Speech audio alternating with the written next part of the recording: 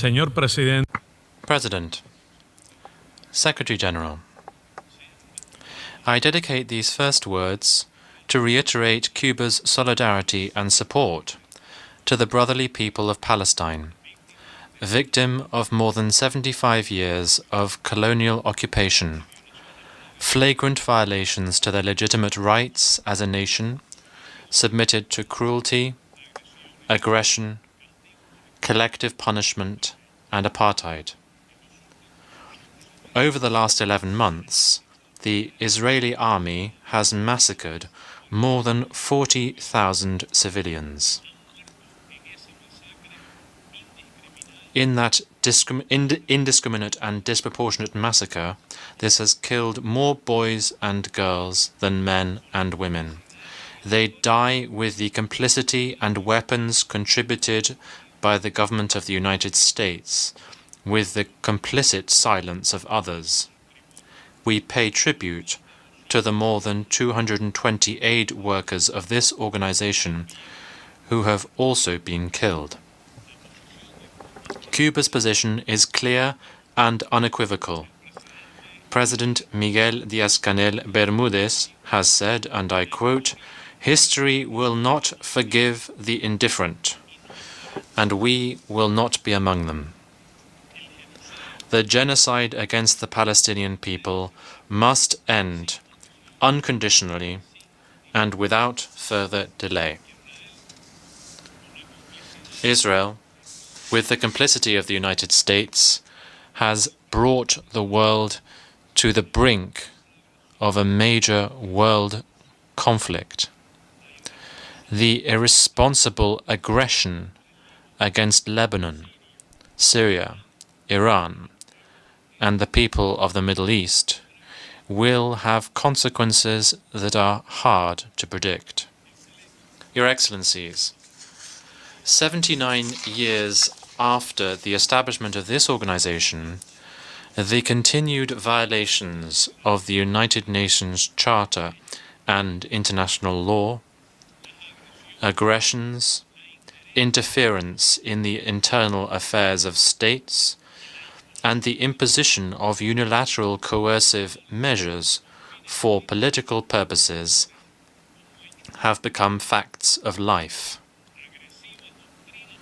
Aggressive, expansionist, and supremacist military doctrines of domination are undermining international peace and security to an alarming extent.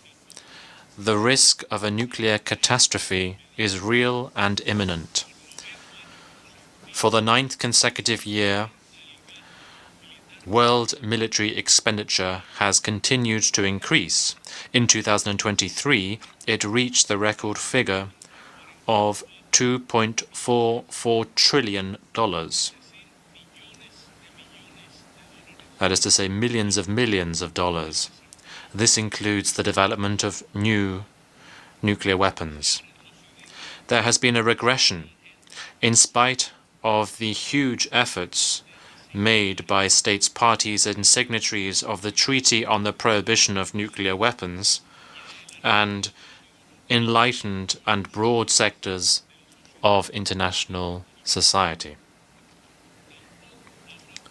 Nor will there be peace without development. Developed countries, which inhabit the very same planet, blindly refuse to invest even minimally in its own prosperity and security. They fail to comply with their always insufficient promises on official assistance for development. The selfish figure boastfully promised in 2023 and quickly forgotten represents less than 0.37% of their national incomes. The aspiration of achieving the Sustainable Development Goals has vanished. According to Forbes, just in the last 4 years alone, the collective wealth of the 5 richest people in the world has grown, while 5 billion people continue to live in poverty. The 1% richest in the world accumulate almost twice as much wealth as the rest of the global population. We're talking about 5 billionaires who, in this period, saw their wealth increase by some 423 billion euros, while the global population has got poorer. According to Oxfam, the 1%, the richest 1%, have accumulated almost double as much wealth as the rest of the world population. With a tax on the wealth of billionaires, 2 billion people could be brought out of poverty. We are talking about structural crises, which are determined by the imperialist system and the international order imposed on us.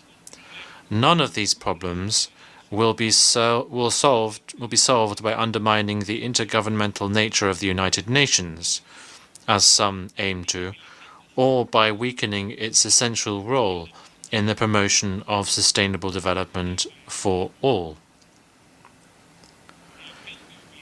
Climate change is advancing inexorably.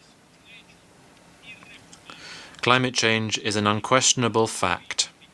In July 2024, scientists announced that the planet had endured 13 straight months of record-high temperatures. If the irrational and unsustainable production and consumption patterns of capitalism are not changed in an urgent and significant way, it will be impossible to limit the global average temperature increase by 1.5 degrees Celsius in comparison with pre-industrial levels. Responsibilities should be shared by all, but not all should bear the same responsibilities, nor is it fair for this to be so. However, a step in the correct direction could be taken at the COP29, which will be held in Azerbaijan, and we could adopt a new collective financing goal. The countries of the North will have a new possibility to begin closing the climate finance gap and pay their financing debts.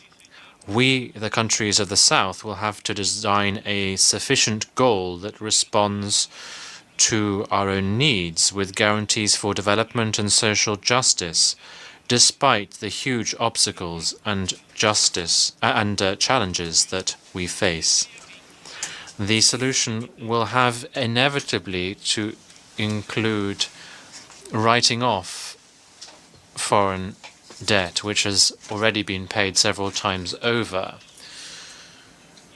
A fair democratic international order, ensuring peace and balance in the world. The exercise of the right to development by all states on an equal footing based on sovereign equality, strengthening the participation and representation of developing countries in decision-making and policy-making processes in the world. An order that guarantees the general good and prosperity of all peoples, in harmony with nature and the sustainable management of natural resources, to ensure the exercise of all human rights for all people. We need a new civilized coexistence among nations, in which solidarity, international cooperation, integration and the peaceful settlement of disputes prevail.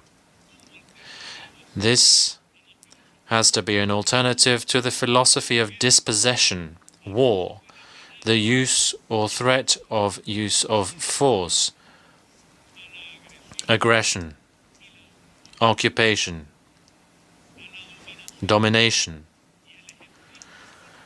and the cultural, political, financial, technological, and military hegemony, or any other manifestation threatening the peace, independence, and sovereignty of states. An international order without unilateral blockades or sanctions, based on multilateralism, fully abiding by the United Nations Charter and international law. Madam President, the government of the United States has clearly continued to engage in the pernicious and unrealizable attempt to determine and control Cuba's destiny. It is an old ambition, anchored in the Monroe Doctrine, which defines the imperialist and hegemonic nature of the United States policy towards Cuba and the region of our America. The economic, commercial, and financial embargo is also a political, technological, and communication blockade. It has been conceived as one of its main weapons of aggression to destroy the Cuban economy. It aims to seek to cut off the country's financial revenues, to bring about the collapse of the economy, and to create a situation of political and social instability. The damage it causes is visible and undeniable. It has an impact on the daily life of all Cubans. It is accompanied by the most ferocious disinformation and slanderous campaign, perennial attempts to interfere in our internal affairs, and the complicit tolerance of groups which, from U.S. territory, perpetrate violent and terrorist acts against Cuba. These actions violate international law. They run counter to the purposes and principles of this organization and numerous resolutions adopted by this General Assembly. The siege so conceived has been reinforced with Cuba's inclusion in the U.S. State Department's arbitrary, shameful list of countries that allegedly sponsor terrorism. It is a fraudulent designation, void of any international authority or mandate. However, by virtue of this, reprisals of an extraterritorial character, exceeding the sovereign jurisdiction of the United States, are taken against Cuba and are manifested in and against any country. In May of this year, the U.S. State Department itself recognized that Cuba was fully cooperative with the United States with the international anti-terror efforts. This mere recognition of a universally established truth has not led to a relaxation of the unilateral coercive measures, but it does make the presence of Cuba on that illegitimate list to be ever more consistent, confusing, and unjustifiable. Soon, there will be new presidential elections in the United States. This is a matter that only is up to the United States citizens. It's only incumbent on the U.S. people, despite the nefarious and historical habit of the government of the United States to interfere in the elections and internal affairs of almost all member states of the United Nations, even its allies. History has taught us that no matter the results of these elections, the anti-Cuban sectors and politicians who have turned the attacks against Cuba into a profitable business will continue to be vocal and influential. They are the ones who have learnt to manipulate the US political system to pursue a particularly narrow and hostile agenda, which is the interest of a well-defined elite sector. They do not in any way represent the will of the majority of the people of the United States, nor that of the Cubans who live here. Whatever the results of these elections, Cuba will continue to defend its sovereign right to independence and to build socialism the way we Cubans decide, without any foreign interference. We will also continue to advocate for a respectful and constructive relations with the United States. Madam President, in 2014, the community of Latin American and Caribbean states gathered in Havana decided to proclaim our region as a zone of peace. That historic commitment is becoming increasingly relevant every day. We defend peace and multilateralism against the unilateral coercive measures that seriously damage Syria, Belarus, Nicaragua, Venezuela, Zimbabwe, the Democratic People's Republic of Korea, Iran, Russia, Cuba, and several other nations. We strongly reject any attempt to undermine the legitimate constitutional order of our countries through putschist methods. It has already happened in Bolivia in 2019 and on the 26th of June, and there are attempts to do the same again in Honduras. We denounce the attempts to generate violence and destabilization in Venezuela. We reiterate our full support and solidarity with the Bolivarian and Chavista government headed by President Nicolas Maduro Moros and the civic and military unity of the Venezuelan people. The calls made not to recognize the electoral results are irresponsible and disrespectful to the people's will and their legitimate institutions. The destabilizing actions taken against the National Unity and Reconciliation government of Nicaragua must also cease. The brotherly people of Sandino will continue to count on our full support.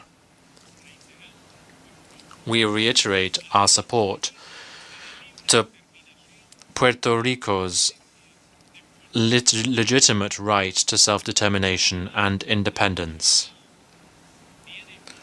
The international community has a historic debt to Haiti. Haiti carried out the first independence revolution against slavery in this continent. We welcome the efforts made by the Caribbean community to find a sustainable solution to the tragic situation in Haiti, with respect for the independence and sovereignty of that sister nation.